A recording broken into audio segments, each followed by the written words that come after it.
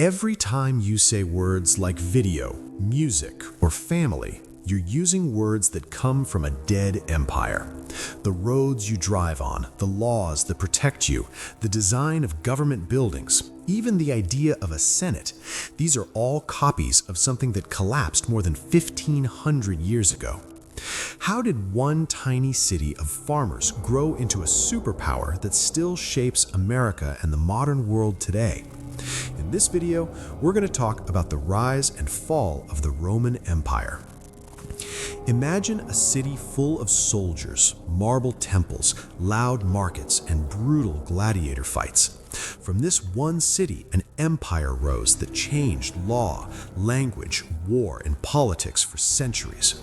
Today, I'll walk you through how Rome started, how it became so powerful, and why it finally fell. The Romans told a legend about their own beginning. According to the story, twin brothers named Romulus and Remus were left to die as babies. A she-wolf found them, nursed them, and raised them. When they grew up, they decided to build a new city. But they argued over where it should be. In that fight, Romulus killed Remus and then named the new city after himself, Rome. Of course, that's just a myth. Most historians think Rome began as a small village around 753 BC on the banks of the Tiber River in central Italy. At that time, it was just one more little settlement surrounded by hills and farms. No one could have guessed that this tiny village would one day rule most of the known world. In its early days, Rome was ruled by kings. These kings had a lot of power, and over time, some of them became harsh and abusive. The last king, Tarquin the Proud, pushed the people and the nobles too far. Around 509 BC, the Romans decided they had had enough. They drove Tarquin out of the city and made a dramatic decision. There would be no more kings. Instead, they created something new, at least new for them, a republic. In this Roman republic, power was supposed to be shared. Important decisions were made by elected officials. A powerful council called the Senate, made up mostly of rich and noble men, advised the government and influenced almost everything. At the top, two leaders called consuls were chosen each year. They commanded the army and ran the state. On paper, this looked like a government of the people. In reality, most of the power stayed in the hands of a small group of wealthy families. Still, this system of shared power, debate, and law was very different from having a single king, and it would inspire political thinkers many centuries later. While the Republic was developing its political system at home, it was also fighting almost constantly abroad. The Roman Republic grew through war. First, Rome fought its neighbors and gradually took control of all of Italy. Then it faced a major rival, the city of Carthage in North Africa, near modern-day Tunisia. Rome and Carthage fought three huge wars, known as the Punic Wars. One of the most famous generals in history, Hannibal of Carthage, marched war elephants across the Alps to surprise the Romans in Italy. He won several battles and terrified Rome, but he never completely crushed it. In the long run, Rome recovered, struck back, and won. Rome destroyed Carthage and took its lands in Spain and North Africa. Over the next centuries, Rome kept expanding. It conquered Greece, parts of what is now France and Belgium, then called Gaul, parts of today's Turkey, and many areas around the eastern Mediterranean.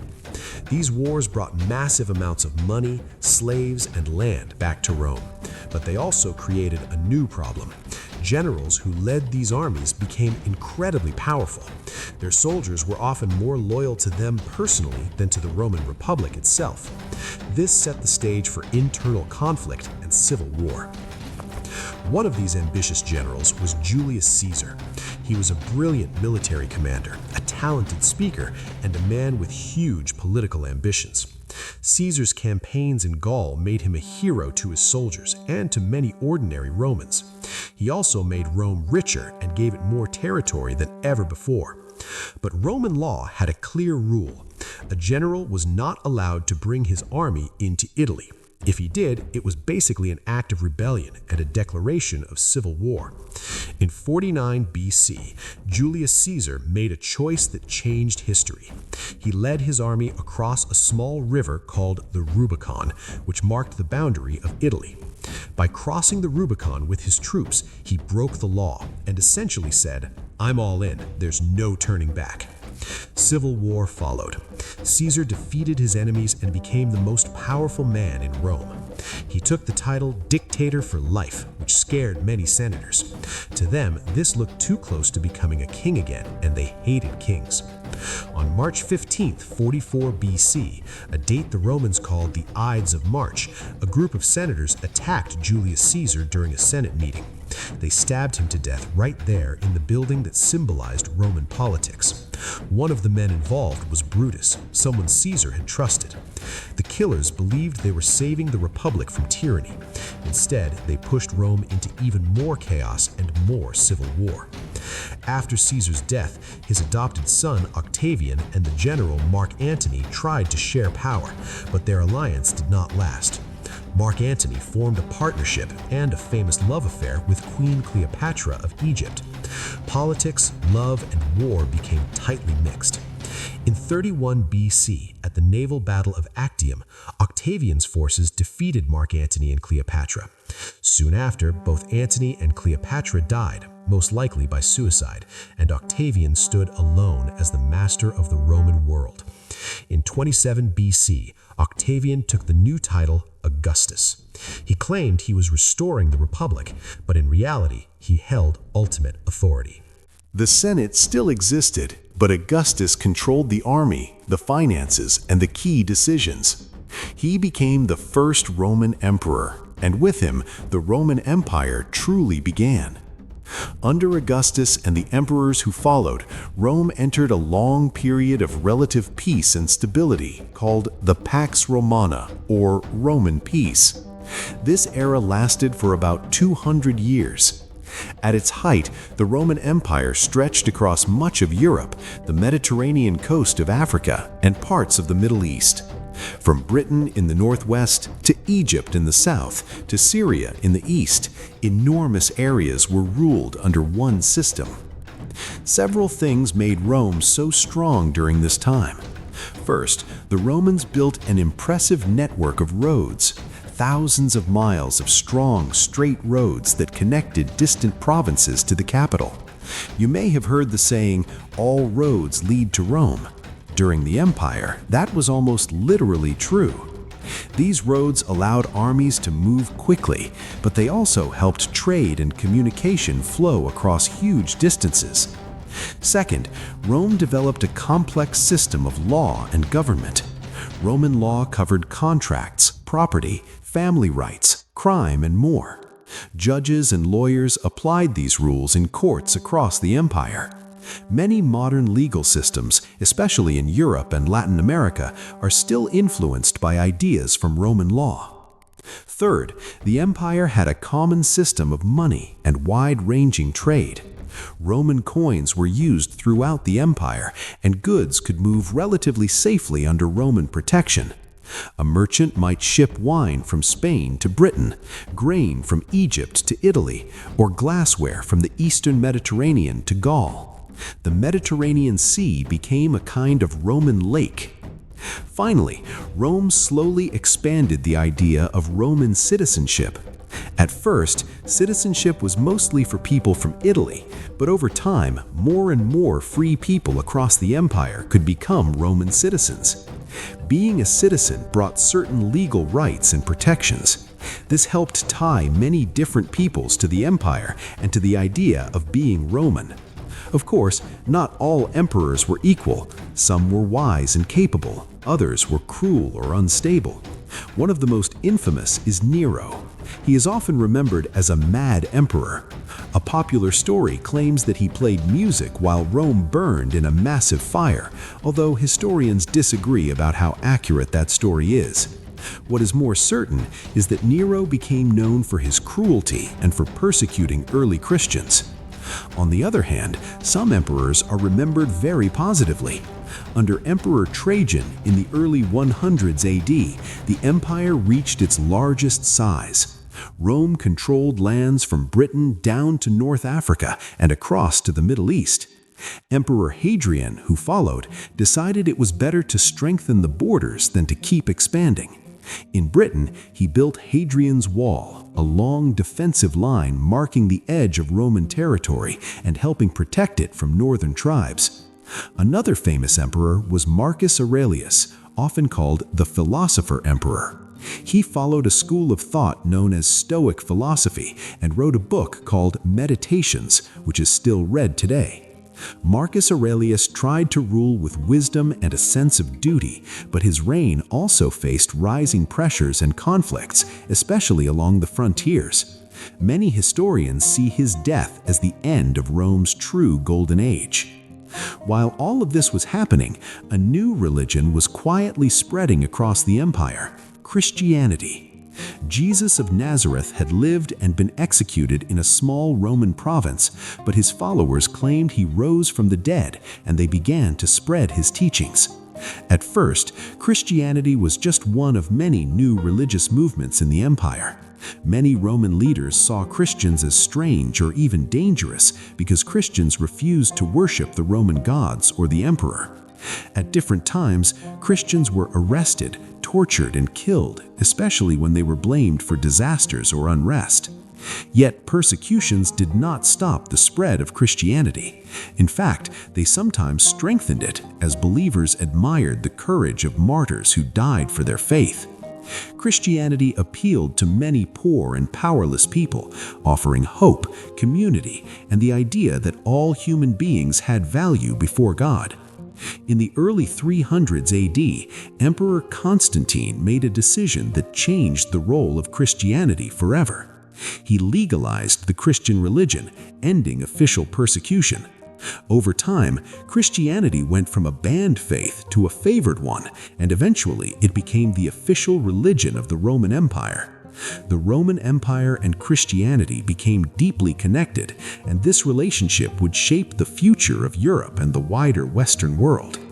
But even as Christianity grew, the empire itself was under increasing strain. People often ask, if Rome was so powerful, why did it fall? There is no single, simple answer. Many different problems built up over time. Inside the empire, there were serious internal problems. Corruption spread in the government. Emperors were often made and unmade by the army. Powerful generals fought each other, and civil wars became common. In some periods, emperors ruled for a short time before being killed or replaced. This constant instability weakened Rome. Economically, the empire faced heavy military costs and growing financial pressure. The government needed money to pay soldiers and build defenses. To get that money, it raised taxes.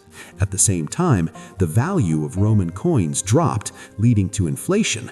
Life became harder for ordinary people, and the gap between rich and poor grew wider. On the borders, Rome faced strong military pressure. The empire was huge and difficult to defend. In the north, various Germanic tribes pushed against the frontiers. In the east, a powerful Persian empire challenged Roman control. As time went on, it became harder to keep the borders secure. To manage this giant territory, the empire was eventually divided into two parts: the Western Roman Empire and the Eastern Roman Empire, often called the Byzantine Empire. The western half of the empire included Italy, Gaul, Spain, and parts of North Africa, with capitals in cities like Rome and later Ravenna. The Eastern Empire was ruled from Constantinople in what is now Istanbul, and included Greece, the Eastern Mediterranean, and parts of the Middle East. The Mediterranean Sea became a kind of Roman lake. In the 400s AD, various Germanic groups moved into Roman territory, sometimes as allies, sometimes as invaders. In 410 AD, the city of Rome itself was sacked by the Visigoths, shocking the ancient world. A few decades later, in 476 AD, a Germanic leader named Odoacer removed the last Western emperor, a young man with the symbolic name Romulus Augustulus. Many historians use this date as the end of the Western Roman Empire. However, the story of Rome did not end there. The Eastern Roman Empire, or Byzantine Empire, continued for almost another 1,000 years. It preserved much of Roman law and culture, and it remained a powerful state until 1453, when the Ottoman Turks captured Constantinople. So, why does any of this still matter today? Rome is long gone as a political power, but its influence is all around us. In law, many modern legal systems, especially in Europe and Latin America, are built on ideas that first took shape in Roman courts. Concepts like contracts, property rights, and legal procedure owe a lot to Roman thinking. In language, a Latin tongue, Latin, slowly turned into several modern languages: Italian, Spanish, French, Portuguese, and Romanian. These are called the Romance languages. English, too, has borrowed thousands of words from Latin. Every time you say words like video, music, family, justice, or liberty, you're speaking a little bit of Latin. In architecture, the Romans perfected the use of arches, domes, and concrete in massive public buildings. When you look at a courthouse, a state capitol, or a big monument with columns and a dome, you're often looking at a style that goes back to Rome. Even the United States Capitol building in Washington, D.C. is designed with clear inspiration from Roman architecture. In politics and government, ideas like a republic, a senate, term limits, checks and balances, and citizenship were all central to Roman public life. The founders of the United States studied Roman history closely when they wrote the Constitution. They admired the strengths of the Roman Republic, but they also tried to avoid the mistakes that helped destroy it. Rome, as an empire, is dead, but Rome as an idea of law, power, order, and civilization is still very much alive in our world. So that's the story of the Roman Empire in one journey. A small village by a river grows into a superpower that rules 3 continents, shapes religion and law, and then slowly collapses under its own weight. Empires rise and fall, but the most important ones leave more than ruins. They leave languages, laws, and ideas that shape the future long after the empire itself is gone. The next time you drive on a highway, walk past a courthouse, or hear words like justice, senate, or republic, remember this: you are still living in the shadow of Rome. If you enjoyed this story of the Roman Empire, make sure to like the video, subscribe to the channel, and tell me in the comments which empire or civilization you want to explore next.